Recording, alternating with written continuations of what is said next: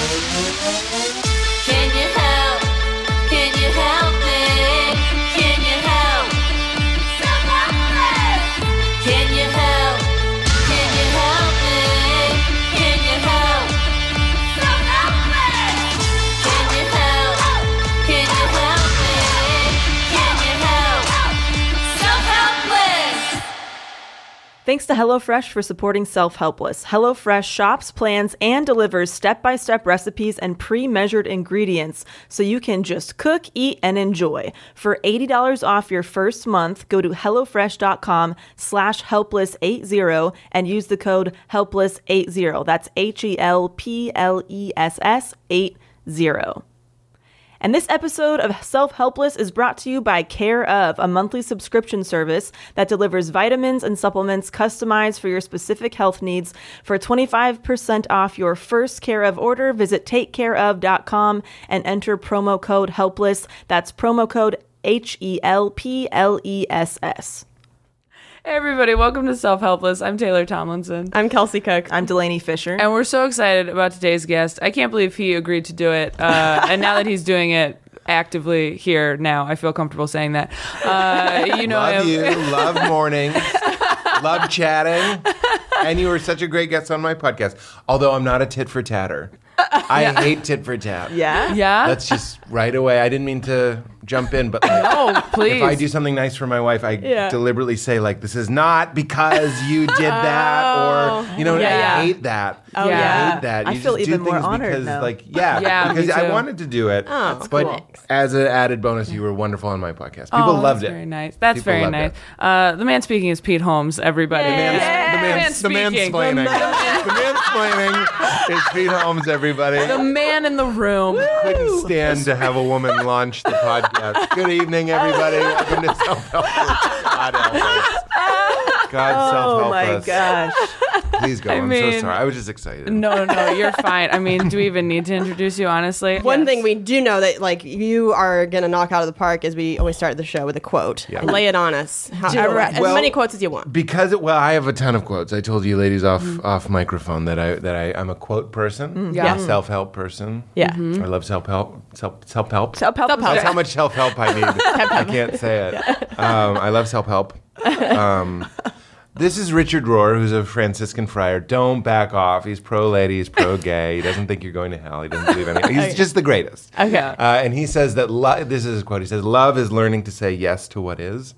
And I think that is, we all throw around the word love, and, we're trying to say we love things. And here's how it applies to me practically. It's 9:30, and I have a baby, and she gets up at like 5:30 sometimes 6, mostly 6. Yeah. But she gets up very early, and as I was saying, I had a spot last night, and you're waking up and it's still dark. That's basically the thing. And Yeah. you're not catching a flight.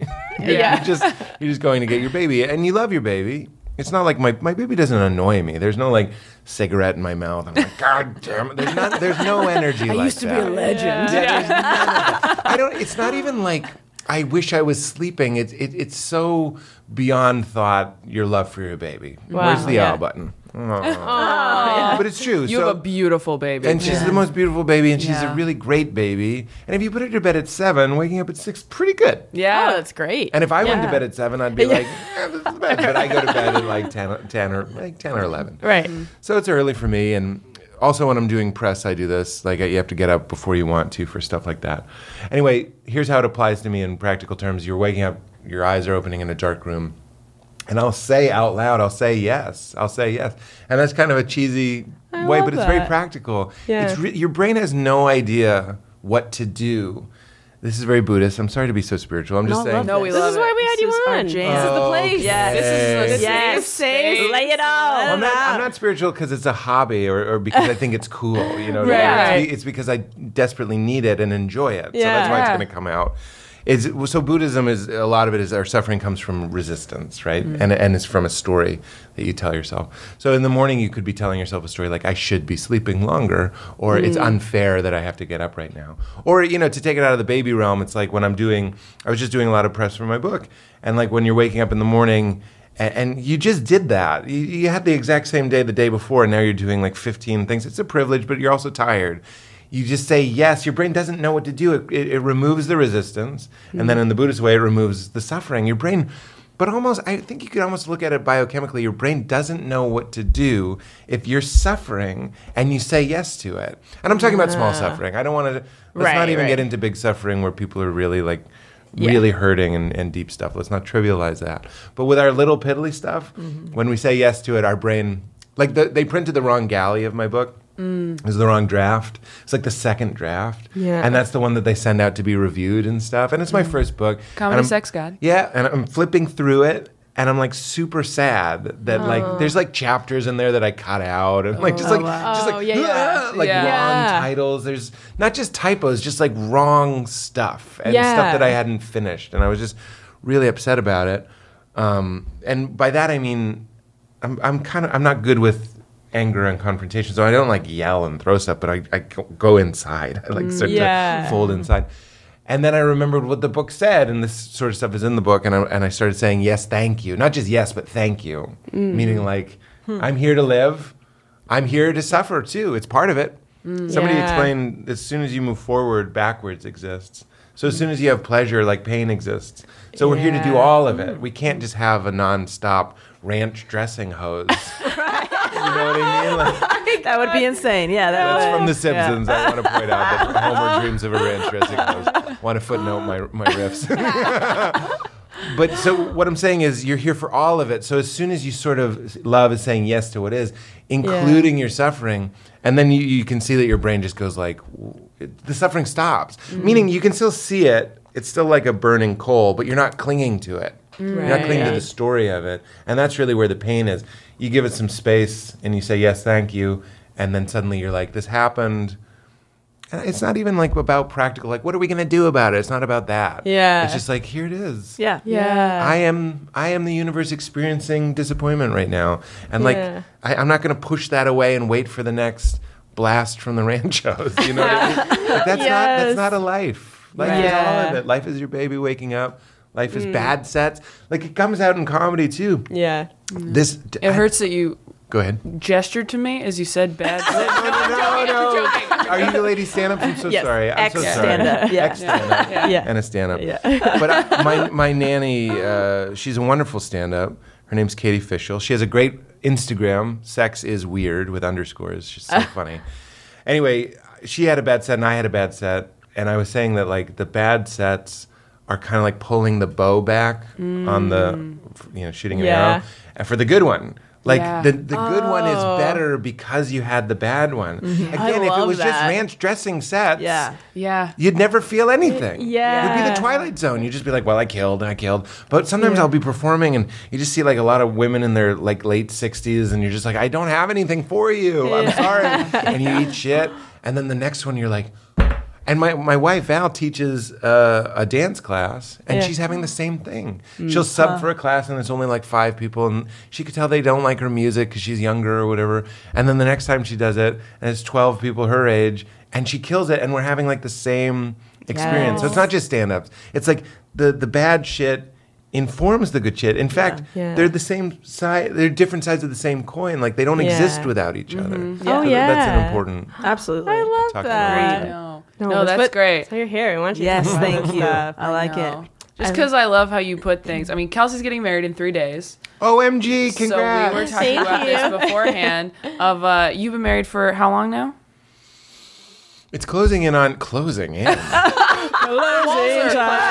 up to. You know that Seinfeld bit? Well, you're engaged. He goes, you're engaged, like a gear. Yeah. He also likens it to being on the roller coaster where it's tick, tick, tick, tick, tick, tick. Yeah. Which I don't really agree with that, just so you know. He's a weird guy. I don't think he would agree with that anymore because he's married and blah, blah, blah. Yeah. Anyway, it's been almost 2 years. But we've been together for 5 years, I think, before that. We're both very bad at the total. But it's been like 7 Nice. 7 years or That's so. Same amount of awesome. time you guys. been Yeah, together, we've been right? together for 7 years. Oh, that's and- great. Yeah, What is his He's world? also a comedian. He's a comedian. Yeah, that's what I was getting at. Yeah. Is he a comedian? What is his world? Where does he live? Yeah, Yes. Do you have any advice, any like marriage advice? Did things change, you feel like, when you got married? The tit for tat thing is huge. I love that. That really resonated with me because that's something that I know that I tend to do, but both ways, where if like I see him like doing house cleaning, I immediately go, oh, I should do that so it feels balanced. And then I can get resentful if I do something and he isn't doing something similar, then I'll in my head be keeping that running tally. I think it's really important. Okay, so Ram Dass. Yes, please. You're in the right place Lay for it that. on. I studied religion in college, so I'm into all of what you're saying. Well, Ram Dass, I like the way he looks at it. He says that like somebody that you love, it's actually kind of technical and not romantic, is the impetus, is the stimulus that unlocks the place in you where you are love. Right? So when you say, I am in love with you, he likens it to being in a hot tub. It's like you're in the tub of love with them. And they happen to have whatever it is. It could be physical, it could be emotional, relational, it doesn't matter. They help you get into that place that when we were kids picking up dandelion seeds, we were just there. And then we lose it because of a wound, usually around the age of 7. Yeah. Checks out, yes. Yeah, for almost everybody, it's crazy Doesn't how last it long. happens. Oh, yeah. So you have a psychological wound, and we start to build and protect our hearts, right? Yeah. And that's totally normal. And then you find somebody, and if you're an achiever like me, it's very important to find somebody that you can like be yourself with and not have to produce for. Yes. So then I like to think, there's a couple things I say to Val. I want to try and remember all of them because I think they're helpful. One is what we say, we're in love together. Right? Yeah. We're in love together. Meaning it's not about proving it. I also say to her, I go, I love you. I don't pretend to love you. Like I'll do the dishes. The other thing, I think this, I can't speak for women, but I'll speak for men. I think it's important for men to be alone at some point. Oh, yeah. Because you do your own goddamn dishes and you change your own sheets and all that stuff. Stuff that when I was growing up, that's what your mom did. Yeah, yeah. I'm not saying that's normal or right. I'm just saying that's a lot of people my age. They had mothers that did the laundry. Right. So do your own fucking laundry. I did. Right. For a very important period of my life. So when I do the dishes, I think I'm doing our dishes. You know what I mean? Yeah. This is, again, it's the Buddhist, it's the story. Like, my father would have told himself a story like, I work all goddamn day, you should do the fucking dishes. A big point of tension for men and women in that traditional setup is like, what do you even do? So Val and I, when I do something, and when she does something, we have a word for that, because we felt like we're very non-confrontational people, and it breaks our heart to even think that, that we've displeased the other person or something. So if I do the dishes, we almost make a game out of it. I'll say, we have a word for it, which is akimbo. We just go like, akimbo, I did the dishes. Meaning, I did the dishes, I hope you see that I love you. Instead of, I did the dishes, you should do them next time. She does it all the time. I don't really notice. I might not notice that she folded the laundry. And we don't want that to build up and be a resentment. Just to say, akimbo, I don't know if you saw, I cleaned the whole house and I did the laundry today. And I'm happy. Yeah. I don't go like, oh, now she's up on me. I'm like, thank you. We're in love together. You're being a good steward of our love together. It's our space together. Yeah. The most important one is thinking of your relationship. Okay, so a marriage is like two becoming one, right? That's kind of the idea. I mean, I don't love that idea, No, but I know. I mean, I understand the thing. I understand. When Sinbad did my podcast, I think he was maybe divorced, maybe twice divorced, I'm not sure. But he was like, two becoming one, that's subtraction. And I was like, that's a good bet. That's a good bit. That's a good bet. I don't like, and no offense to any of our listeners who did this at their ceremony, and maybe you did it at your wedding ceremony. I promise you we didn't. Okay. There were no candles. Again. There was no organ. There was no communion. Right. Again, no offense to any of our listeners who did this, but when people do that sand thing where they take a bottle of the wife has a bottle of sand, the husband has a bottle of sand, and they pour it into one big thing, and they go, now this is symbolizing two people becoming one person, basically. And I always just feel like that's so icky, because it's like, no, you're still your own person. Yeah. It's like a Venn diagram. Like, you have a circle, and that's your relationship together, but I think you still need to be your own person. And so I just haven't liked that symbolism, but I mean, for some people that feels right. That's great. valid. I think I think what you're saying right now is head correct. Yes. And then there's another level. I'm not saying Right. it's not right. In Right. fact, I'm fiercely me. Yeah. I'm fiercely defensive of Val being her own person. But there is something like sort of, I don't want to, cosmically going on. Yeah. We read a poem at my wedding. If you want to Google it, it Yeah. starts with a man and a woman sit in a room together or something. Okay. And the point of it is that like the relationship is a third thing, right? Mm-hmm. So it's like you're both feeding this third thing. It's not two people together. This is sounding a little weird, I guess. I But don't it's think like so. it's like a third thing that you can't see, that you Yeah. can't touch. You know about it. Yeah. It sort of exists, Yeah. but you're creating this. Yeah. It's almost like another person is the relationship. totally. But Val and I get a lot of mileage in sort of a practical way. Speaking in these woo-woo terms, it actually has a very practical purpose. Is I like to say to Valerie, I see you in there, which means I see that she's not her body, that she's not my wife, that she's not a woman, that she's not an American. She's a consciousness. She's in there. Yeah. We all sort of get lost in the identification with our bodies. And look, I have stand-up about this. You send the hand, I want coffee, and you pour it where I am, behind the eyes. I'm in here. But we all know that, like, you look at my baby, it just is isness. It just is. Yeah. It's just a thing of is. It's light, Yeah. And then a thing grows around it. Yeah. And then you go around and the world kind of throws a lot of identity at you. Yeah. That's what we're doing. Yeah. That's what we're doing with our sports teams and our country and our state and our cars and our jobs. And Yeah. it's all kind of make-believe stuff. If you could really strip it down, if you had a near-death experience, if you had a psychedelic experience, if you had a mystical experience, you would kind of remember that you are just what's looking at your eyes right now. We call that awareness. Christians call it the soul. Hindus call it the Atman. Everybody has a word for it. Yeah. Okay. Yeah. It's and we're not talking about a God thing. We're just saying you are. Yeah. Science calls it consciousness, Yes. Yeah. Yes. Yeah. unencumbered, pure consciousness, and that's who she really is. Yeah. So just like I say to my baby, I say to Val, I'm like, I'm here to help. That's a big mantra in our relationship. Is like, I'm on your side. Yeah. We're not open, but if she had sex with somebody else, I'd want to be like. It Yeah. sucks that she could tell her friend, but not me. I know that's weird, Oh, and I that's don't so want her to have sex Yeah. with somebody else. If I'm being honest, it would hurt my feelings. Mm-hmm. But I'm tired of getting so lost in the identification of I'm your husband, Yeah. and this is a contract, and this matters, and we're Americans, and we're young, and we're parents. Right. No, we're not. I'm here to help. I'm on your side, and I get it. Like, I want to love her enough that she could leave me. Does that make sense? Yeah. Like, because if she wanted to leave me, I'd be like, "Fuck, this is devastating for me." But like, I'm for you. You know how Yes, if you did absolutely. something weird, you got Yeah. stoned and you kissed a boy at Coachella, even though you're engaged, Taylor. Yeah. Like you'd tell your friends. I think that's sort of fucking weird. Like I want to be like so open and free for her that she Yeah. could sort of tell me anything. Yeah. And That's when so you nice. have that, you can start doing the dishes Yeah. with Yeah. a little bit of a different intention. Yeah. It's like I pure love. love. I've heard you talk about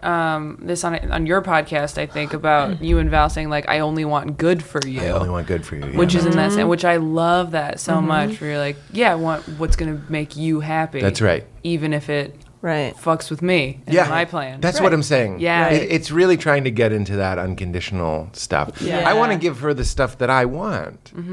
Yeah. Yeah. You know what I mean? Yeah. We'll go around going like, I matter. But that's why I say I see you in there. Like you're the Yeah. same thing. Yeah. That's what namaste means. It doesn't mean class is over. It means when I'm in that like pure place in me and you're in the pure Yeah. place in you, we're the same thing. Yeah. So we're just sort of like, Yeah. that's our daughter's name is Leela. It's just the dance. It's the play. So like Yeah. even if we're having of the universe, if Yeah. we're having like a conflict, Yeah. Val and I don't fight because we're both very waspy, polite people. But that can be dangerous. Yeah. My first wife and I didn't fight, so we need to be careful about communicating and stuff. But we Yeah. also need to be careful not to get lost in the illusion. I don't mean to be too new agey, but it's what are you talking about? Like Right. everything is made up. Yeah. Yeah. Yeah. And like what story are you acting out that I've violated in some way, and can it be solved with snuggling? But all that stuff things, yeah. just makes me feel. When I hear you talk about all that, I'm like, Well, then you could just have that with anybody. Like you just pick somebody and go, no matter what you do, this is it. You know what I Right. mean? Like Non-resistance. Yes. Like Buddha could date anybody. yes, Yeah, exactly. right. But we're not Buddha. We're not Buddha, right? Right. So you're so helpful, and that's a great comic mind is to call bullshit on something like that. I don't mean you're saying bullshit. I'm saying like let's peel that Yeah. back. That's really great in theory. Right. The truth is, when I was like dating and stuff, it was really, really hard for me to find anybody that I could even tolerate. Like I was a little bit like Seinfeld, where I was like, she eats her peas one at a time. And it would be something like energetically, like I'm not proud of this, but I'd be at a party and I'd see somebody and I'd be like, could I date that hat? You know what I mean? Like I'd just be like, I don't know if I can date that hat.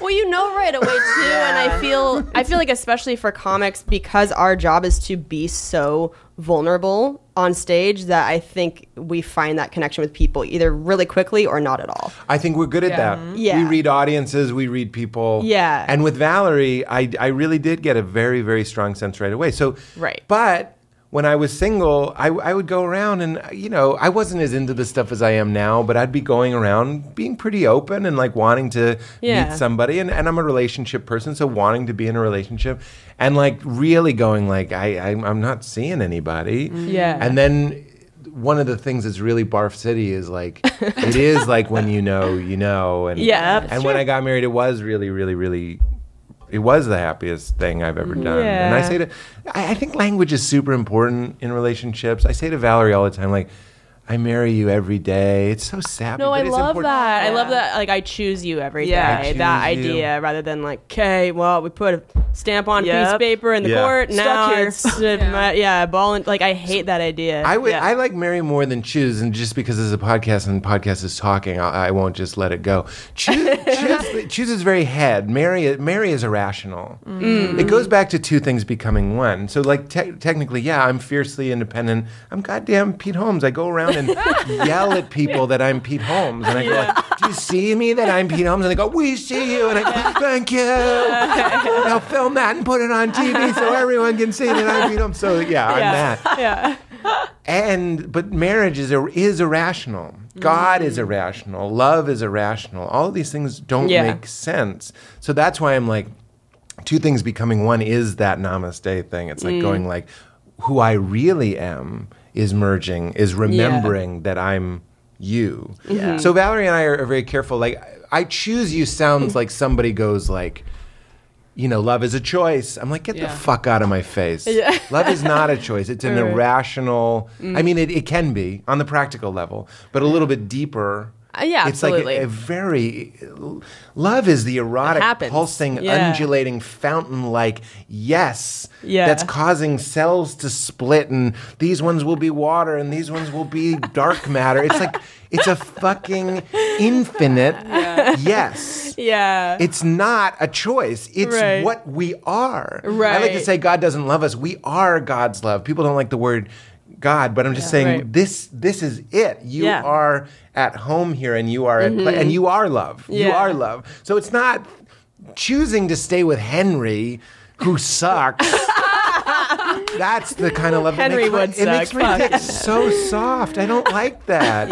I choose you. It's love is hard. I get it. It can be, but like I want to get to a place You're beyond right. that. No. No, but I like saying the- I marry you every day. I like the verbiage of that better. So Yeah. I also more- say you're my best friend. Yeah. I like to say you're my only friend, even though that's not true. And then when it comes to having a baby, what happened in my family is I was so clearly my mother's favorite, so I have like baggage around that that I didn't want that to happen with me. See, there's me being like, I still want to be Yeah. your guy. We say like, how do we put it? We go like, Leela is our best friend. Val is my best friend. Like you keep this thing alive, and you go like, and this thing, the third thing that we create together, loves Leela more than anything in the world. But you don't get into like the good son scenarios. Of course, you drop me off the cliff to save Leela. What are you talking about? I'm dropping myself to save this other next generation. It's just Yeah. No, I think that's when we a good only point. think about love, it's not going to ever make any sense. Yeah, I like the idea of pure love versus control. A lot of people enter a marriage and then they think, oh, I get to control this person's actions and thoughts and whereabouts. That's right. And now Yes. it's just like, yeah, we're all the same shit. That's like right. Yeah. basically everything you said is right. my belief too. Right.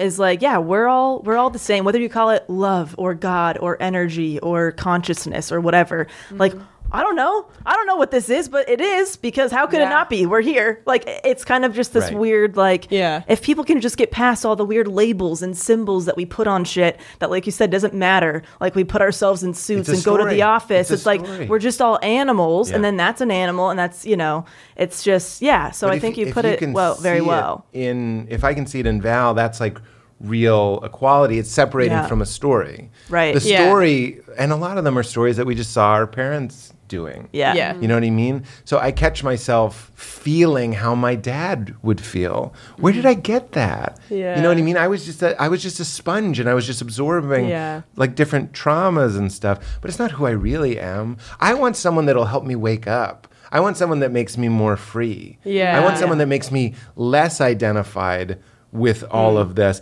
But so many people use relationships as a way to like steam seal in the illusion and go like, Yeah. and now you'd better not drink too fucking much or whatever. When you know what I mean, you're just having the fight that your parents were having. Yeah. Because the ego and the small self loves. It's the juice. It's the fun. Yeah. Fuck you, Dad. Like it loves that. and Like it it's- loves to yeah. suffer, and it loves the drama. He didn't call me back. Like we love it. Like Yeah. somewhere deep down, we love it because it means we're alive. People call We're it passion. here. Yeah. It's Yeah. passion. Well, Yeah. and it's what's familiar. That's what we know, and that feels safe. So it's easy to just keep repeating that pattern because you're like, well, this might not be what's good, but at least I know it. So That's it right. feels. Yeah. But to okay. Taylor's point, I found somebody who, as a personality, and we can get out of the woo-woo, I think it might be helpful, and just go like, practically, Val was, it's like, I want to go on a road trip, right? That takes me to freedom. We could call that whatever you want. You could say enlightenment or salvation or whatever. I just want to be free. I want everybody to be free. I want us to be free. I want us to wake up from illusion because there's a lot of suffering there. Yeah. Valerie is like the car that you know what I mean. She's more than that, but I'm just saying my relationship is like the car that I'm driving towards the sunset. Yeah. Right? I want a fucking nice car. I want a kind car. Yeah. I'm a look at me. She's an I see you. That's important. Yeah. Like I'm not proud of it, but I'm just like I've opened up the brain of Pete Holmes. I can't help it. Like Yeah. I'm not giving up. I'm better than I used to be, but I'm a watch me dive kid. Watch me dive. Watch me dive. Yeah. And I found the mom. I understand paging Dr. Freud, but in this comparison, she's the mom that puts the magazine down to watch me dive. You know what I'm saying? Totally. Dad's off stepping on a nail. You know what I mean? Where the fuck is Dad? I want that. I want her to go, I see you. It calms me down. Yeah. It makes me feel Yeah. alive. I can't help it. We're crazy people. I know you're Yes. next, Dana, but But no, no, I'm I'm crazy nuts. too. Yeah. Yeah. We're crazy. If you've ever done Crazy. stand-up, there's something in you Crazy. that needs that. and that's Yeah. okay. Just Yeah. find the person that like has the gear. I have an ICU gear. Val comes home and tells me about her dance class, and I'm there. I know what she's looking for because I need it too, and I can give it to her. Yeah. Totally, because I'm. yes. But honestly, that has a lot to do with the fact that I'm where I wanted to be. Like I don't know if I could have done that when I was 25, Right. but I can do it when I'm Yeah. 40. Yeah. I needed it so badly. I was like, I can't give you any. I need it all. Oh, you're dance class? Who gives a shit? Dance class? What do you wear a hat and you write on the board? Let's cha-cha-cha. What is that? Like doing bits constantly. Oh man. But, like, Yeah. there is a very practical level to like this person works for me. Like Yes. Definitely. and I got it and I got the Yes. cues. Right. And you need that. You need to find somebody who makes you feel safe enough and loved enough to get to that like car. unconditional woo woo. What That's you're talking right. about. Yeah. And we're Yeah, luckier both. than we even knew we were. Yeah. When I got married to Val, I wasn't that into this stuff. You know, I guess it's been 7 years. So I remember when I made the decision to like, I was like, could this be my person? Mm-hmm. Like we were long distance, and we really just kind of. It was very much like The Bachelor would meet in San Francisco and Yeah. stay in nice hotels. Jamaica, So I was yeah. like, yeah, we're doing great when we're like in paradise. Right. But, Sure, like, yeah. is this a thing? And I really felt like it was, and that shift happened. But like I didn't know how right I was. This is important. Like intuition and heart intelligence and gut intelligence is super important. That's why when we talk about love, I don't think it's fair to think about love. That's what we do in the westernized world, in the Greek logic world, is we think about things and we weigh pros and cons. But the truth is, and this is why I have to be really careful when giving people advice about love, it's like you're dealing with a very mysterious, intuitive, ethereal thing that like when my heart chose Val, it was my heart. My head was like, I think she won't embarrass us. You know? But my heart was probably picking up on a million little cues that was going like psychologically, spiritually, there's potential here. The fact that like Val is into this. It's surprising because I'm in, podcast mode. I never like push the stuff that I don't even like to say believe that I enjoy spiritually on Val, but she found it on her own. And now we hang out and we can speak the same language. I'm like, what are the fucking chances? Like when I met you, we were both just like recovering Christians. That was important though. Yeah. I mean, if you want to talk about head stuff, I was like, I like that you're also an ex-Christian. Yeah. It matters to me that we can kind of talk about praise songs and It was a huge part of your life. And that's what identity. I mean. Yeah. And that she liked comedy. Like I was old enough. See, what I love about you, because you're engaged, right? I mean, kind of. Yeah, kind of. we're having some stuff right now where we're a little young. It's like there's some issues that I thought were resolved and kind of aren't, and we're in like this weird spot now where like I'm like, ooh, I'm 25, and like he's 27, and I think we've really been together for a year, like right now. That's a lot of, and so we're kind of like, okay, maybe we just take a little time on that. So it was more that, and like we moved in together, and I think part of me just wanted me to like show my dad the ring and be like, see, I didn't make a mistake. Like this is the guy. You know what I mean? So smart. So You're that's wise. what we're doing right now. Crazy wise. But the thing about your dad is super. That's like 10 years of therapy. But like old T-Toms will run it through the program. That's incredible. So we've teamed up with HelloFresh, and they are offering everyone in our audience $80 off your first month when you go to HelloFresh.com/helpless80 and use the code helpless80. HelloFresh makes conquering the kitchen a reality with deliciously simple recipes, fresh, pre-measured ingredients, and easy-to-follow 6-step recipe cards with pictures are delivered to your door each week in a special insulated box. And there are 3 plans to choose from: classic, veggie, and family, with the option to switch between when your taste change. And gosh, we've talked about HelloFresh before. I love them so much. I continue to use them every week, and they truly have changed mine and Kane's lives. Like I get excited every time the box shows up.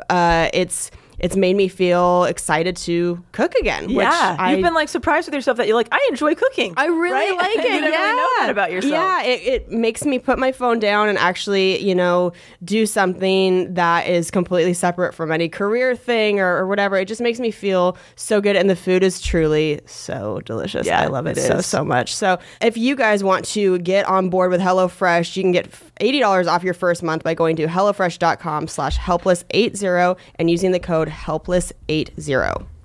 Guys, it's summer, so it's time to make health and wellness a priority again, all right? Care of makes it super easy to upgrade your entire health routine. So Care of's fun online quiz asks you about your diet, health goals, lifestyle choices. It takes 5 minutes to find out your personal, scientifically backed vitamin and supplement recommendations. The individually wrapped vitamin packets are now made from compostable plant-based film that meet the same safety standard. Delaney is stoked right now. So your vitamins are kept fresh, and they're better for the environment now. I mean, win-win. Depending on your personalized Care of plan, you'll get daily vitamin packs and or protein powder sent right to your door. It's so cute and customized. The packets even say your name on them. You guys, when we were sponsored by like a vitamin supplement situation, I was like, okay, that's going to be boring. They're the cutest things I've ever seen in my life. Oh my God. They have quotes. They're labeled. Awesome. Yeah. They have your name on them. They have your name on them. I mean, when they say personalized and customized, they actually mean that. Again, anything that starts with a quiz, I mean, love. my 6th grade heart can't hold on. I'm You like, feel this very is, seen. You really do. You really do feel very seen. So for 25% off your first Care of order, visit takecareof.com and enter promo code HELPLESS. That's 25% off your first Care of order when you go to takecareof.com and enter HELPLESS at checkout. Because I don't have that with my partner. Oh, yeah. My partner's never been like religious and hasn't really been through any trauma or anything, and that's been something like I did a whole Conan set about it because I was like, I don't know what to really connect on in the beginning when we first started dating, where I was kind of like, I don't know, there's nothing for me. You haven't also been like in pain to that level. And it's like hard because you don't want them to feel pain because you're like, I love you. I don't want you to ever feel anything bad. But then you're also like, but it would be easier for me if you did. So we could kind of talk about it. I mean, Val and I have very similar emotional damage too. Yeah. I didn't know that until we were together. And that is like, you see, you're very wise. The thing I was going to say was that you knew I was like this before. Yeah. Now, I'm not saying that you have to say that in an argument, but with my first wife, there was no... I remember she was like, you have a set? And she said kind of disappointed. Yeah. And you're so sensitive. When you're starting stand-up, you're so scared of doing stand-up anyway. Like it's not like you just sail out and kill and don't get recognized by the tour guy. It's not like that. It's a terrifying endeavor, so you want support. It's like someone's going like, you're going into the dark wood with nothing but a butter knife to fight the dragon again? Yeah. If you're like, I need your help! So the second... I hate to put it in these terms, but it is my second marriage. Like I really benefited that they knew you knew I was abominable when you married me. That's a Yeti talking. It was a New Yorker cartoon I drew. It was the snowman. I love the abominable snowman saying, you knew I was abominable when you married me. But Val knows like that's so valuable to me, and you'll have that no matter what because you're already up and churning. Right. Yeah. But the emotional thing is really interesting. Mm-hmm. I mean, I when you did my podcast, we talked about like you're like a 40-year-old, and I just mean physically. I just mean like. And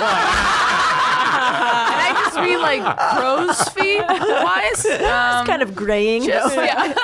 But like that's also why it's like you're 40. You're as developed. I'm 40, so I'm like you're as developed and you have as much wisdom as I do, and that's why I'm not worried about it. Mm-hmm. When you told me that you were engaged at Largo, I guess I did have like a flare up of like, wow, she is really young, and you were probably getting a lot of that. Yes, a lot of that. And that's hard. I was engaged when I was 22, so like I know what that feels like. Is people are like you can tell even that, and this isn't what it was. I was supportive, but also like I remember people being like, "Oh," but they're worried. Here's one quote. It's not really a quote, but I'm trying to play the game of the show.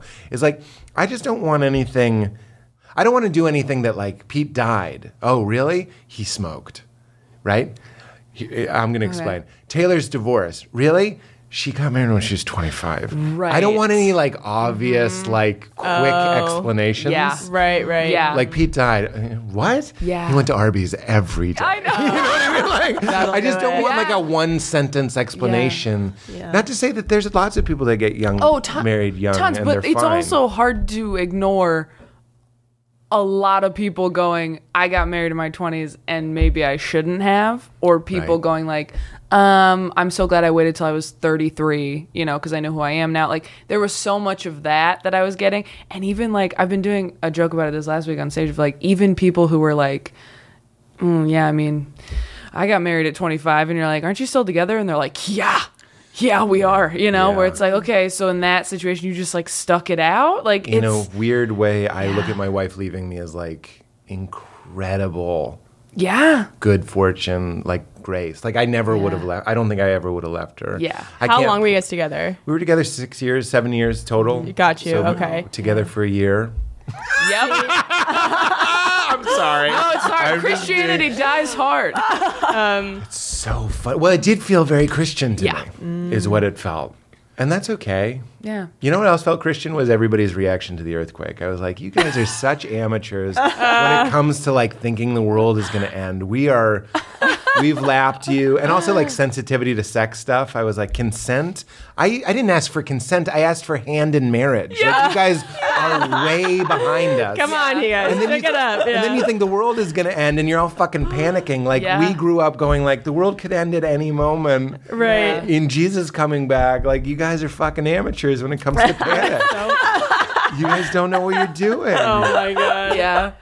But Christianity does die hard. Sorry. Yeah. I was gonna ask. So, did you meet your first wife when you were 22, or you got married? Like married when we were 22. When I was 22. So and it had a lot. That's why I'm sorry. Oh no, go ahead. It had a lot to do with pleasing my mother. Yeah. And you're like, we already had sex, so we have to. Right. And we're living together. I was moving to Chicago. Taylor, listen to how obvious. I don't know why I picked you. I could pick all three of you. Is the idea that like I wanted to move to Chicago to do comedy. This is like the most vagina drying like story ever. I wanted to move to Chicago, but you don't move in with your girlfriend. So we got married. We got married the date we picked was based on when improv Olympic classes started. Oh my God. Like she said yes. And she said, well, I never proposed. It was just like kind just of like discussed. Really? We were just like, I know. I can't. I called her in the. My mom is so sad. Over the phone too? Did you guys talk about how But it you was good prayed news. about it? Was My it mom that? and I? No, like you and your wife. Was it a situation where like, I've just been praying about it and I feel like you're my wife? We weren't that. We weren't that bad. If that's bad or if that's good, we weren't that good. Yeah. But it was like it's worse. It's so. It's like. I'm never worried. I'm sorry. I'm just straight up advice you didn't ask for. I'm never worried about you. I'm worried about dudes. Because listen to this story. This dude went to lunch with his mother at Chili's, and she was like, "You should get married." And I was like, "Okay, mama." Like it's like the saddest. Oh, yeah. And then I called her. Maybe it's not dudes. It's just like youth is troubling. Yeah. So it's not dudes. Yeah. I'm worried about youth. Yeah. Yeah. Because we're still. That's why when you're like, I wanted to show my dad that I had the ring and stuff. Before we're 30, I don't want to be too broad here, but before we're 30, we haven't cut enough of those ties. Even though I believe maybe you have. No, definitely not. I hadn't. Yeah. I really have so much faith in you that I'm like, maybe you will, like very soon. It's not like you have to wait till you're 30. Right. But for me, I was still like, the only time I teared up at my wedding, this is some real weird shit, was when we were dancing and she whispered, "You did the right thing." Oh. That was the only time I cried. Oh. I didn't cry when I saw my wife. Yeah. I didn't cry during the vows. I also cried it when they played Be Thou My Vision. During the verse where they say, riches I care not, nor man's empty praise. I was on the launch pad to go and search for riches and man's empty praise. Yeah. So they play the hymn where they say, like, I want God, I don't want empty praise. I'm like, I'm in the empty praise business. And then my mama tells me you did the right thing, and I start crying. And I'm like, we're dealing with a lot of... But here's the thing. This is the good ending. Is like you're free. You're free. Yeah. You're not. I am biologically my mother's son, but I'm not. Yeah. I'm whatever I want. This is what I mean when I say freedom. Right. And that's why it's exciting when you go like, let's hit pause, or just because I see agency. Yeah. We have these scripts running and these stories running that go like, I was like, well, you get married before you move to Chicago. Right. And you're supposed to be this way because I saw my dad be that way. And all that shit kind of blew up in my face. When I realized I was free to be who I really am, I was free to do whatever I want. Mm-hmm. Like that's basically, I went to therapy for 10 years after my wife, and the whole thing was just like, who cares? That's all he would ever say is I would be like, well, I felt this way. It would be like, who cares? That's a type of love. That's a person saying yes to you. Because like, well, I was in a toxic relationship, not anybody we've been talking about. I'd be like, I really wanted to, she was screaming at me and it was like, get in your car, go to a hotel, order room service. Who cares? Yeah, there you and I was go. like, Yeah. he just like taught me how to be free. Yeah. I was so codependent that I thought you needed a girlfriend to get a massage. I know that's a stupid example. I get massages alone all the fucking time. Right. Yeah. You don't need a girlfriend or a wife or a boyfriend to go to a nice restaurant. Yeah. There's something beautiful and free in going like, I'm doing this.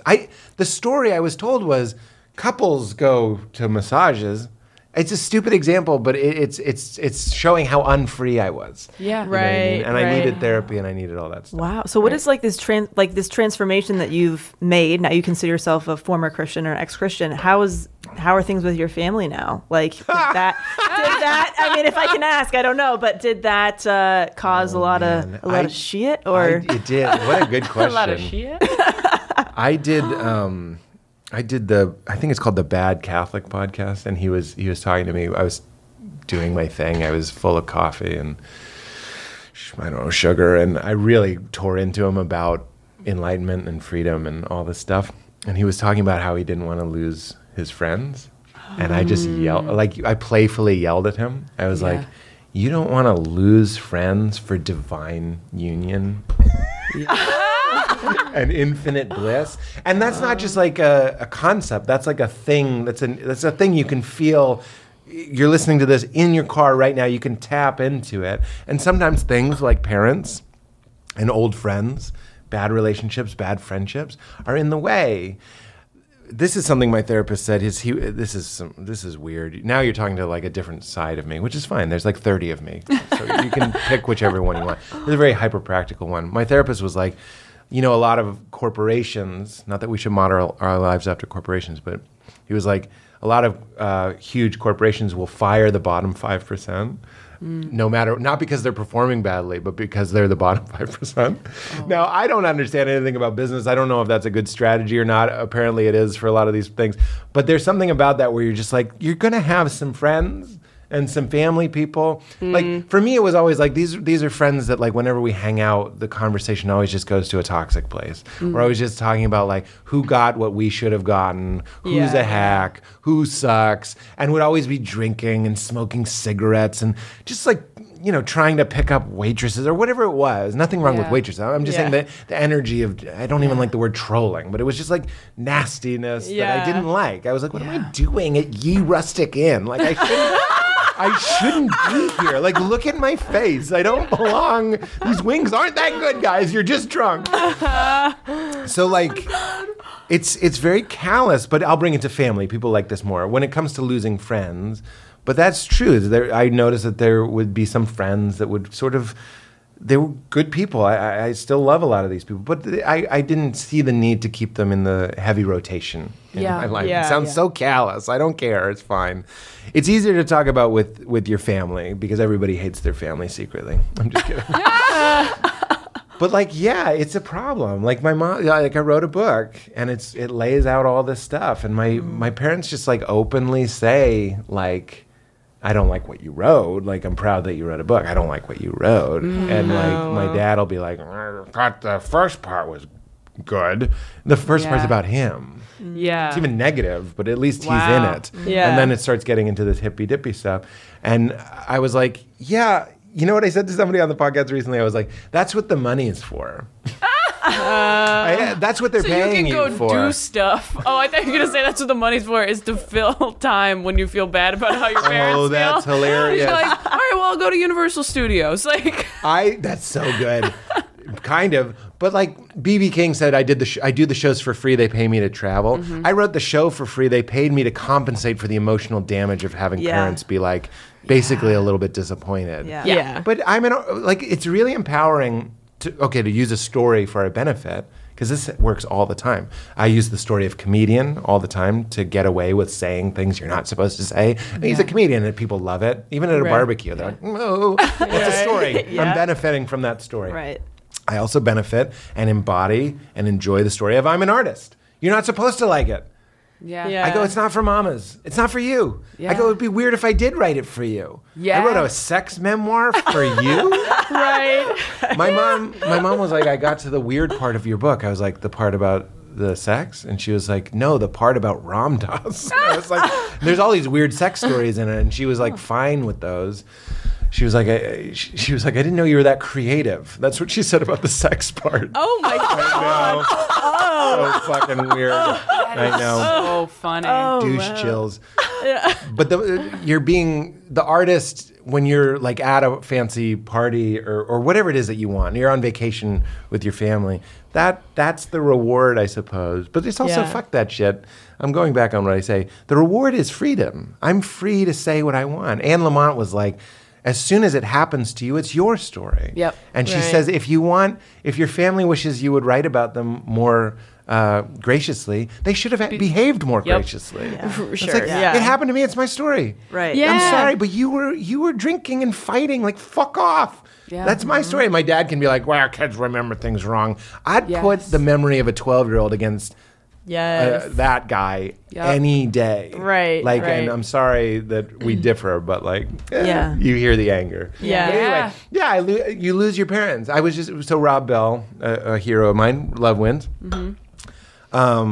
We were talking about that last night. We went to dinner last night, and we were just like, it's crazy, but like you do lose people. The scene in the movie, we're always telling it metaphorically. The scene where like the guy is backstage and he's going to go into the green room to meet the Beatles, but they can't let his friend in. This is a cliche. It's like we've seen it a million times. It's a metaphor. It's a metaphor for they can't come with you. Yeah. Jay-Z was talking about that. He was like, people are like, you've changed. He's like, you think I did all this work to stay the same? Right. Like, Oh, that's good. yeah. And you That's really can't do good. what you used to do. I don't go to Chili's in Burlington anymore. And it's not because I go to fancy Hollywood parties. I don't. It's because I stay at home with my wife and my baby and I go and do spots. And I'm the architect of my life. I'm doing it. I'm not living the story of like, well, you're from Boston. You're supposed to like the Red Sox. Fucking eat a dick, a flaming dick. Like, I can do whatever I want. And anyone listening, you can do whatever you want. You're free to move in any direction. And anybody that's telling you a spiritual story or a cultural story or a gender story or any story, they're just telling you some bullshit someone told them. Yeah. You are free. You are the universe. That's what I mean when I'm saying you're the universe. You're anything. You're everything. Yeah. So, yeah, my parents and I don't get along very I can't. Yeah. They come and visit, and I'm just like, it's painful to say, but my mom came, and I was just like, you fly from Boston to bring me pain. Like, it sucks because we want to get together and enjoy each other, but she just has so much pain that she comes and like delivers it to me, and I don't really know. She doesn't mean to, and she doesn't plan on that, and it hurts me. But I'm just sort of like, this is rough. Yeah. You know, that's why I'm always talking about Jesus, said that I didn't come to. I think it's so funny that the Mormons use Jesus to like make this pro-family message. When you look at the Gospels, it's pretty anti-family. Were you a Mormon? No, I was raised Catholic/Christian in different schools and stuff, but now I'm agnostic, basically. Okay. Yeah. But it's like, it's a pretty wild message. Yeah. Yeah. You know what I mean? You don't kill a guy that's like, you should just play board games every Saturday. Like, Right. That's not a message that you murder a guy for. Yeah. Yeah. You murder a guy who's basically saying what I'm saying in a much better way with cool miracles and stuff. Yeah. But you're saying like, fucking Caesar and you and me and the mountain, it's all just a fucking game. And wake up. Like that's very dangerous to power systems. Definitely. But anyway, he said, I didn't come to bring brothers together. He's like, I didn't come to bring peace, but a sword. He's talking about fucking shit up. Yeah. He's talking about what happened to Jesus, I believe metaphorically in the story, is what happens to you. Your friends betray you. Judas betrays you. Everybody turns their backs on you. Peter turns his back on him. You're crucified, but then you die. You rise again as your true self, as Christ, as the Christ, as everything, basically, is what the Christ means. It doesn't mean Savior. It doesn't mean King of Kings. It means this. It's you wake up to your oneness with everything. And your small group is not going to understand. I gave you Love Wins. I gave my mom Love Wins. She loved it. She called me on my birthday. She's crying. It changed her life. Next time I see her a month later, her small group had gotten to her. You got to make a fucking choice. Which is it? Yeah. Do you want to believe in the God that your heart resonates with? And your intuition responds to? Or do you want to be a member of a fucking small group? Yeah. Fuck your small group.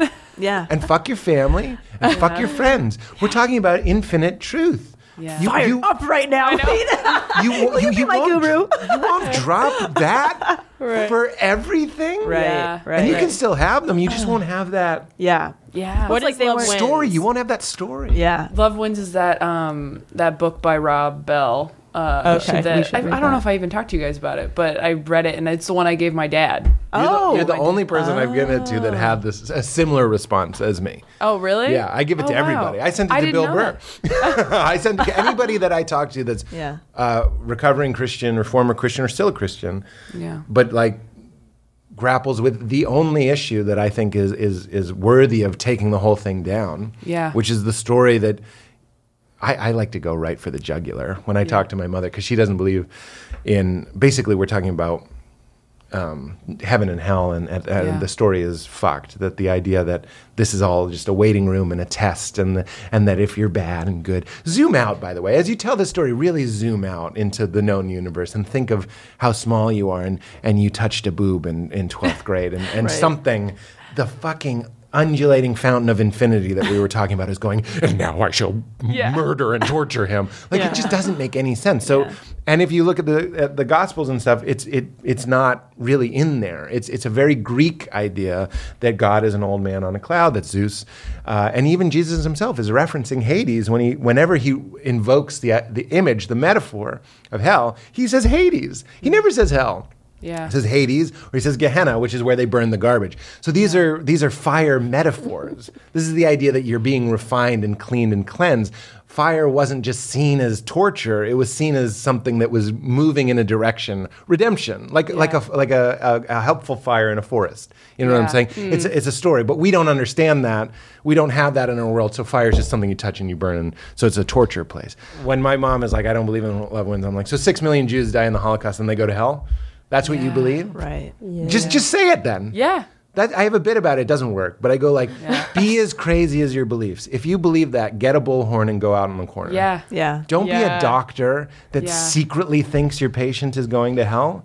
Right. Scream it. If that's what because I don't think it is what you really believe. Right. Because I think it's what you were told. I think it's a story that you inherited. Yeah. Because of when and where and to whom you were born. Mm-hmm. So you were handed this fucking turd that you were told that you don't love God if you don't uphold this belief that everyone in the Holocaust, when they died from a horrible way, went to another horrible place for eternity. That's where they are, because they were so close. They were Jewish. Yeah. 70% of our book is their book. And they were so close, but they didn't have Jesus, so they go to hell forever. Yeah. Wow. Forever. Mm-hmm. Wow. Yeah. You really believe that? Like, let's really unpack that.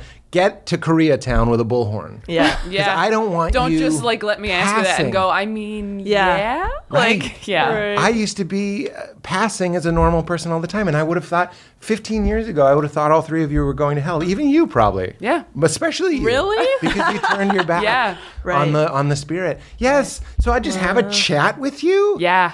Penn Jillette said that when he did my podcast. He was like, if you think a train is coming for me and my foot is stuck in the track, it's your moral obligation to do everything you can. That's when I see the people screaming. Yeah. I'm like, at least they have conviction. I think they're wrong, obviously, Yeah. and I think they're misguided. But I also think it's fucking weird to just be a lawyer. And at the end of our consultation, you're not going to say, by the way, say this magic prayer or you're going to burn. Yeah. It's just a magic prayer. You won't withstand a little awkwardness to save me from flinch. Interesting. You don't believe it. You Yeah. don't really believe it. Yeah. I'm saying for me, I didn't really believe it. I can't speak for them. Yeah. And I don't want to condescend.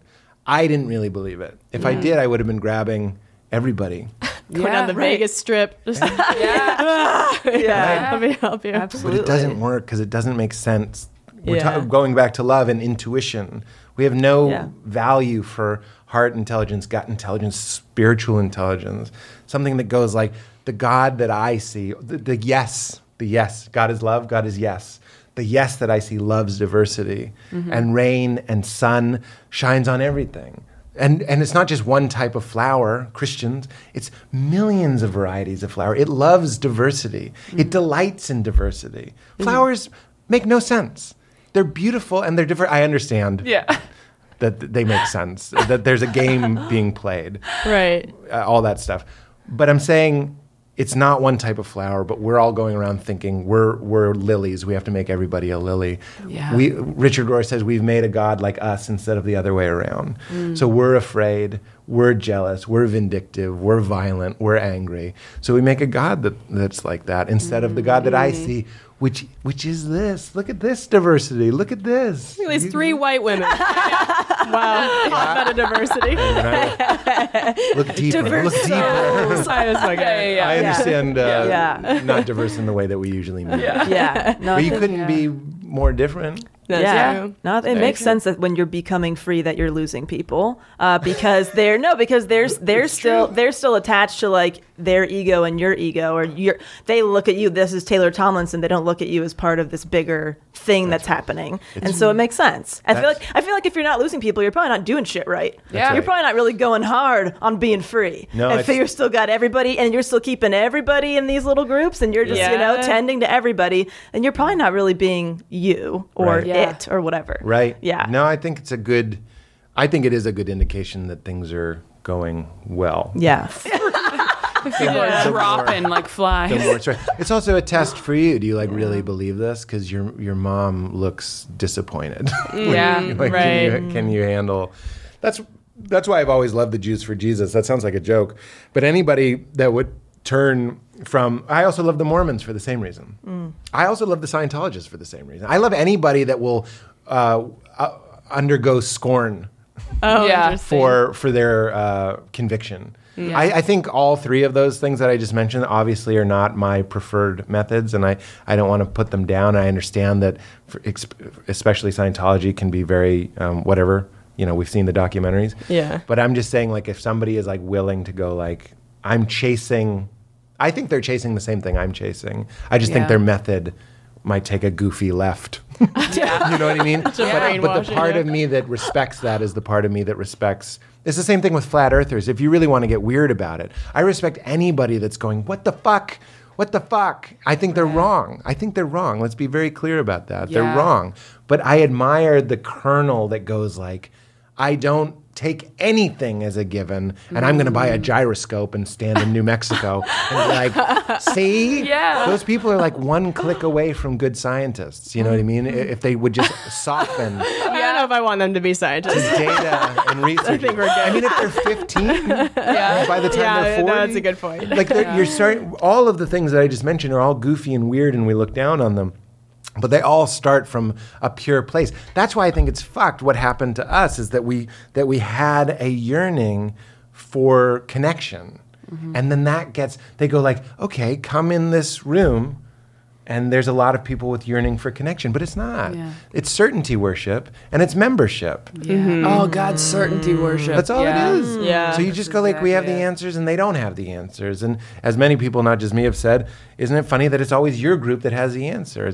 You're never like the group that's like, I don't know about us. It's Yeah, always right. you're in and everyone else is out. Right. So it's fucked. But it started from something so pure. And that's why probably the biggest passion, I'm going to say the biggest passion of my life is sort of rescuing. That's why I say I'm Christ-leaning. I like to say I'm Christ-leaning. I like those stories, and I like rescuing them and finding the real meaning behind them, because it's not everyone's going to hell. It's not gay people are the devil. It's not even the devil. Like, you're fucked. We don't know how to read stories. We don't know how to read Semitic poetry. That's what we're talking about. Yeah. And we're looking at it like you're looking at an IKEA assembly thing. It's like, if we do this, we build the kingdom of heaven, and now we have it, and we can watch the football game. Fuck you. If you're not watching a football game and going like, isn't it weird that if there was no clock, this wouldn't exist? Like, if there's no timer, and go like, wow, time. like that.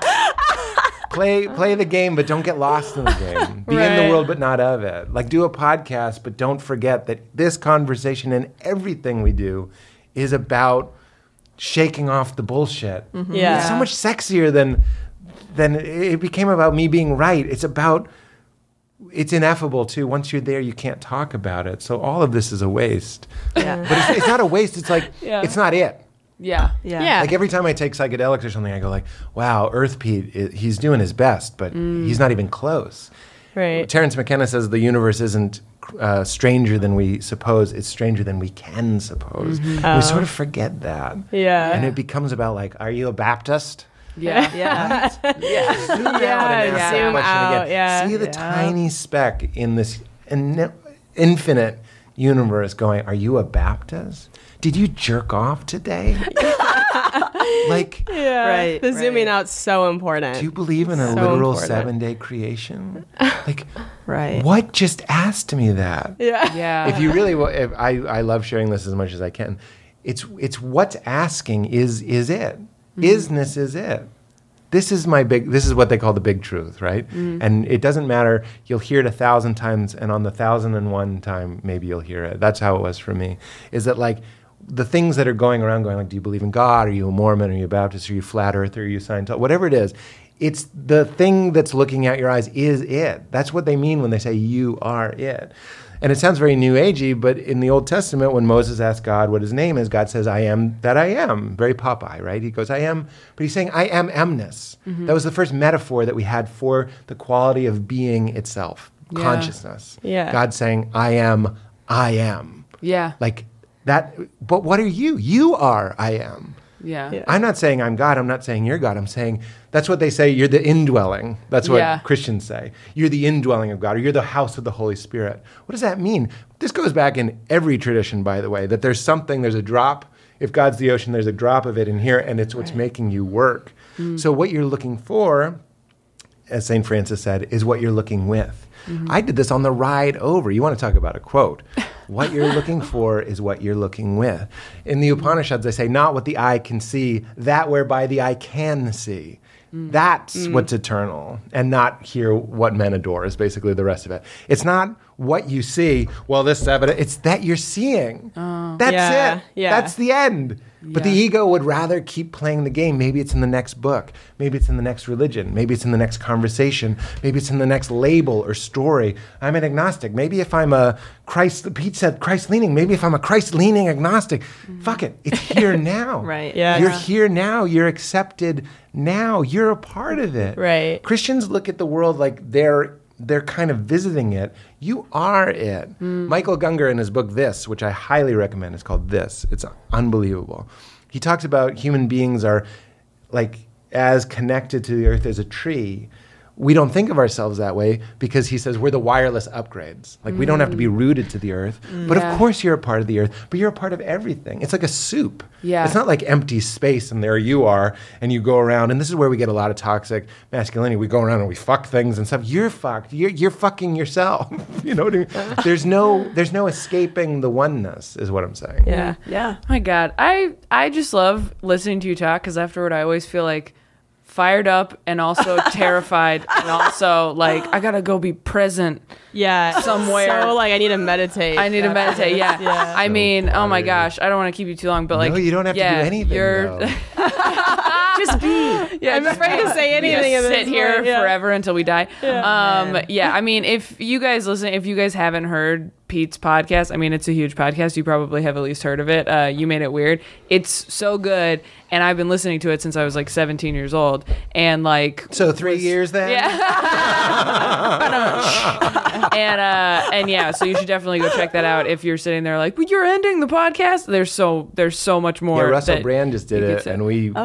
went real Really? fucking Oh my deep. god. Oh, I can man. only When is that out? imagine. It's the It most just- recent episode. Oh, I'm so okay. excited. It was fucking crazy. Okay, cool. Yeah, Yeah. this will come out in a week, I think believe. so. Okay, and so then, it'll be a week ago. Yeah, and then the episode after that is our episode on open relationships, which we recorded a couple weeks ago. And I just love everything you said about like that you want good for people, and I think that's like a great thing Val for and her. I thought we were gonna be open. I want to ask you something. I have so My many relationship's questions. open. Oh, it is. Yeah. So I mean, I get love it. that idea of just like wanting good for the person and wanting them to be happy. And, Right. Yeah. My favorite pro open relationship thing is they're like open relationships. They have the stats or whatever. They're like they end, and they're like so do close. Yeah. yeah. Right. It's I think one of the reasons Val and I, you can listen to. There's a period on the podcast. I never said that Val and I were considering being open. What it was we were long distance. Yeah. So when I wasn't seeing her, it's actually pretty funny. Like I would have casual sex, and then at a certain point, as I was falling more and more in love with Val, I would be like, only it's kind of grotesque, but I'd be like, 3-way or better. It's not.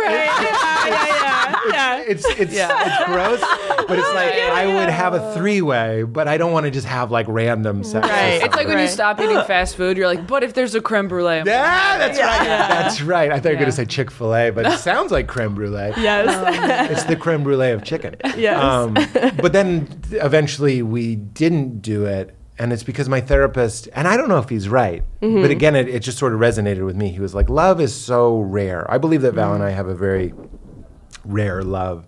And he goes, what are you going to do to protect it? The thing that, and that's very normal. Yeah. What he's saying is very basic.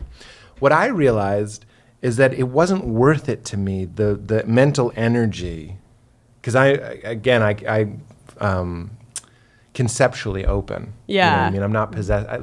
Yes. There's a quality in me that I don't cling to Val. Yeah. Right. And that I benefit from. Totally. So it's like believing it but not really acting on it. Which I think can be so beneficial. Just even that, I think helps a recommend lot. that. Yes, Yeah. yes, totally. It's just a shift. It's like a vocab shift. This Absolutely. isn't my wife. I like to call her Val as much as I can. Like when I do stand up, I try and establish that her name is Valerie so I can stop saying my wife. I also say the car. I also say the house. I Yeah. think language matters. I think Yeah. people are really fucking stupid when it comes to like, oh, they want to be called they. I'm like, this shit matters. Like, Yeah. Yeah. it's like little spells we put on each other. Yeah. And when you say my wife, sometimes I say it to her, but it's different when I'm like, this is my goat. You know? Yeah, yeah, yeah. It's a little bit Right. fucking weird. Right. But anyway, I realized that the thrill of random sex, which is a thrill, it's like a fun thing, novelty, new Yeah. person. Yeah. Shiny new toy. smells, shiny new toy, new Yeah. apartment. Like we watch Easy. Do you watch Easy? No. Yes. You should watch I Easy. love Okay. Easy. You need So to watch good. Easy. Okay. So good. Now. Okay. Yeah. It explores this stuff from both sides perfectly. There's Yeah. no agenda. It's not like anti-open. It's just information. It's just really what it is. Wouldn't you Yeah, agree? super realistic. Everything that it's so good. Okay. They're getting into a lot of different stuff. One of the best Yeah. shows that I don't know Yeah. why everyone's not talking. I do know why, because there's so much. Yeah, yeah. But it's one of those shows on Netflix that you're like, this should be the front page every day. Yeah. Yeah, For okay. people like me. Anyway, I just realized like novelty is not my priority. Yeah. I get a lot of novelty from my work. That's why one of the totally. reasons why Val and I's relationship, and if I can say something positive for comedians that are married and stuff, is I get a lot of Indiana Jones out of my life. Yeah. Yeah. I get a lot I of love like, that. I get a lot of pain from it. Kind of to your Yeah. point, like I get my suffering. Yeah, I you're think very alive. People, yeah, exactly. I think people in open things even want the suffering. They want Yeah. a little bit of the turbulence. I'm Mm-hmm. not saying you. I'm just saying like even that. Like I told him I was married, but fucking Jeremy keeps texting me. I think I'm gonna have to end it. Like we sort of enjoy that. Yeah. Something I say in the book. It's like it's a good episode of your life. It's like Yeah. gotta sit down with Jeremy at a rainforest cafe. You know what I mean? The Best ranch in the animatronica business, guana. might I Oh, add. ranchos. Ranch. That's a 1 hour callback. Yes. Anyway. But I just realized when we're really forget meditating. Meditating is not very easy to sell to people, but being quiet and being honest with ourselves and just being like, what is it you want? I like access is really important to me. Some people say money. Money is okay, but I like being able to go to a new place. I like being able to go to the Comedy Store and park in the back. That's access. That sort of is something that Pete enjoys. Not the Yeah. big me, but little me. Yeah. I like adoration. I like being adored. And I get that from strangers, so I don't need Jeremy, and I don't Yeah. need the Rainforest Cafe. I say this to Val all the time. I have sex with the audience all the time. It's this exchange of energy. Yeah. And people are making involuntary ecstasy noises. You know what I'm saying? Like, really interesting. it's sexual. I don't mean to weird people out. It's sexual for them too. Everybody's, we're all getting lost in each other in a good show. Yeah. And then I want ascension. I want to progress spiritually. So those are my three things. One of them isn't novelty. Like I don't really care what a new vagina looks like. Yeah. It's just not for me. If I did, I know for a fact that if I had sex with somebody and I told Val, she would be very sad and she would be on my side. Yeah. Right? Wow, I yeah. also know that it just wouldn't. The third thing that we've created, even though we can, here's what it is. You can do whatever you want. And at a certain point, you go like, what boundaries am I going to put on myself? Yes. And those boundaries are going to be different for you and for you and for you and for me. I figured out for me, I go like, we could have sex with these. You know, you can find it in other ways. You know what I mean? Yeah. But anyway, Is that a threesome story about to happen? I was gonna say like, Yeah. we'd be open to something like that. That's not, I don't think that's that weird. Yeah. But because you do it together, Right, Yeah. right. I like No, it's that. excluded. Yeah. Totally. I like going like our third thing could have some weird thing in Brazil. You just want to be in everything together. That's what I like. You just want to be on the same team going, all right, well, then we are going to fuck other people. Right. And be on the same page about it. Right, Yeah. Which is, right. you know, it's a totally different thing than like Yeah. people just wanting novelty and sneaking around, and rather than two people going, hey, we want to do this. Right, And right. we both know that we're going to do this, and I love you, Yeah. and that's great. Right. Yeah. Yeah. It's like a best friend thing where you're like, does this person want to have sex with us? Like that, that has a different feel. Right. Yeah. I'm also But even too if much it's not of a a three-way, baby. just like the open thing, like just Right. you guys sat down and we're like, you know, Yeah. this is what we're gonna do, and you're both like, cool. Yeah. Right. Yeah. No, that could totally work. I also am aware that I'm a baby. I've seen enough, as much as wokeness as I like to share. I know I'm a baby. And Val and I have talked about this when we were watching Easy. I was like, if we were on the couch and I got the feeling that you were texting somebody else and they were making you laugh, Oh. it would really hurt my feelings. Yeah. And like, we can play the that's not really me game. Yes. But the truth is like, this is my software. I'm working on it. I'm not going, those are the ABCs of me, baby. But I also have Yeah. to be respectful of how my nerve endings and my pain is real. And if Val is like, Yeah. who the fuck is, you know, Yeah. Steve? Yeah. Yeah. And like, one day you accidentally call me Chimichanga, and I'm like, that's not my nickname. Like, Yeah. intimacy Yeah. gets me off. And there's even a certain extent, if I'm being honest, Yeah. mutual possession seems to be something that I enjoy. Nice. Yeah. Well, we just got the rabbit. I know that there's another podcast that's got to come. Get out of my podcast studio! It's Monday morning! My Bill Burr impression. Thank you. Gotta get in there! Thank you so much for plug all coming, your shit. Pete. Where your book and everything, I and where talked. people can find. First of all, I apologize for talking too much. I love this. I wish we could have like a 6-hour episode with you, Yeah. honestly, because just Yeah. everything was hitting home for me big time. Yeah. I get Yeah. criticized for, so I'll plug my own podcast, and they say I talk too much on this. So when I'm a guest on someone's podcast, I'm like, so thank you for being so gracious. It's called You Made It Weird. Start with the Taylor Tomlinson episode. It's a great episode. Work your way up to Russell Brand's great. If you want a really funny one, excited. Jenny Slate is really funny. Oh, nice. Josh Rubin is unbelievably hilarious. If you want deep ones, you'll know which ones those are. Richard Rohr, Rob Bell. And then my book is called Comedy Sex God, as you referenced. And that's it. Cool. Bye, Thank guys. you, Pete Holmes. Thank you, Pete Holmes. Real quick, I'll be headlining the American Comedy Company in San Diego next weekend. Good club. Yeah, I love it there. July 25th through the 27th. Do you want my come opener? out. Yeah. Looks like an Ed Hardy belt buckle. Fuck yes. Oh, it that's really good. does. That's so funny. It works. I don't have my dates pulled up. I know I'm in Dublin that weekend for the Vodafone Comedy Festival, so Fun. that'll be good. If you happen to be in Dublin, and then the week after that I'm in Santa Barbara. ttomcomedy.com. Just look at my tour dates. T-Toms. Yeah. Woo, and email me for creative consulting. I've been loving doing that with you guys. DelaneyFisher@gmail.com. Yay. Thank you, Email? Pete. Yeah, I just give him my direct email, baby. I'm going hard on me, Pete. Yeah. All right. We'll talk to you guys next week. Bye. Bye. Bye. You guys, we love you so much. Thank you for supporting Self Helpless. You can follow us on social media on Instagram and Facebook at Self Helpless Podcast. And you can visit selfhelplesspodcast.com for all things Self Helpless. Learn about Patreon and how to sign up. Our merch is there, information about our Facebook group and how to join.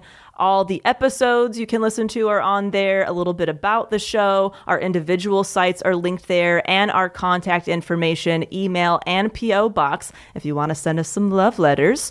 And you can follow us individually as well. I am at Delaney Fisher on Instagram, Facebook, and Twitter, and DelaneyFisher.com, where you can watch my docu-comedy special, Love at First Cousin, for free. And then DicksByDelaney.com if you want to buy some dick mugs. Sweet. I'm at Kelsey Cook Comedy on Instagram, at Kelsey Cook on Twitter, kelseycook.com for all tour dates and merch. And my album, Savor It, is still available to buy on iTunes, and you can watch Wrists of Fury, my foosball web series that has an episode with Taylor and Delaney on the All Things Comedy YouTube channel. And I am at Taylor Tomlinson on Twitter and Instagram, and ttomcomedy.com for my Netflix special and all live tour dates. Sweet. We love you guys. So much. Yeah. Bye. Bye-bye. Can you help? Can